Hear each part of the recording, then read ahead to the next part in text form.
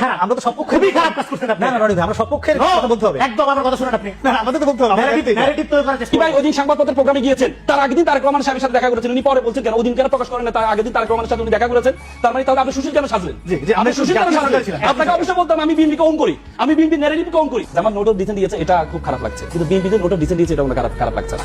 আমাদের এলাকায় একটা কথা বলে, আমার এই জামাইটা ভালো আমার মেয়ের কথা শুনে, আমার ছেলেটা খারাপ তার বউয়ের কথা শুনে, অন্যের কথা শুনলে তখন খারাপ লাগে। দেখেন আজকে এই যে রনি ভাইরা, আমি মনে করি শেখ হাসিনা ফ্যাসিস্ট হয়েছে কেন জানেন? এই যে সুশীলদের যে তাকে তেলাবি করতে গিয়ে ফ্যাসিস্ট হয়েছে। সাংবাদিক মানে কি? সাংবাদিক হচ্ছে সমাজের দর্পণ। সাংবাদিককে মানে আয়না স্বরূপ, সংবাদপত্রকে আয়না স্বরূপ বলা হয়। আর আমাদের শরীয়তে যেটাকে বলে একটা মুমিন আয়না স্বরূপ। আয়নাতে আপনি কি দেখবেন? আয়নাতে আপনি দেখবেন আপনার মুখে কি দাগ আছে, সেই দাগগুলো দেখবেন।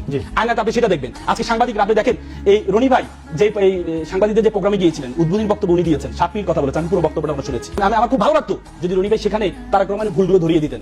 তারেক রহমানকে বলতেন যে আজকে আপনার 7,000-এর উপরে আপনি চাঁদাবাজদেরকে আপনি বহিষ্কার করেছেন, আপনি এটা নিয়ে আপনার পদক্ষেপ নেওয়া উচিত। আপনি নিজেদের কোন দলে 70 থেকে 80 জন মৃত্যুবরণ করেছে, এটা নিয়ে আপনার পদক্ষেপ নেওয়া উচিত। আপনার ছাত্র দলে যে এই যে বিভিন্ন ছাত্র সংসদগুলোতে আপনার যে ভরাডুবি, এই ভরাডুবি কেন হচ্ছে? কারণ রনি ভাইয়ের যে বয়সে, আমার যে বয়স, এই বয়সে প্রত্যেকটা ছাত্র, প্রত্যেকটা ইউনিভার্সিটির যে সভাপতিগুলো ছাত্র দলের, এই সভাপতিগুলো সেম বয়সের, অথচ তারা এখন ছাত্র দলের সভাপতি, আর আমরা আজকে পেশায় আসি 10-12 বছর।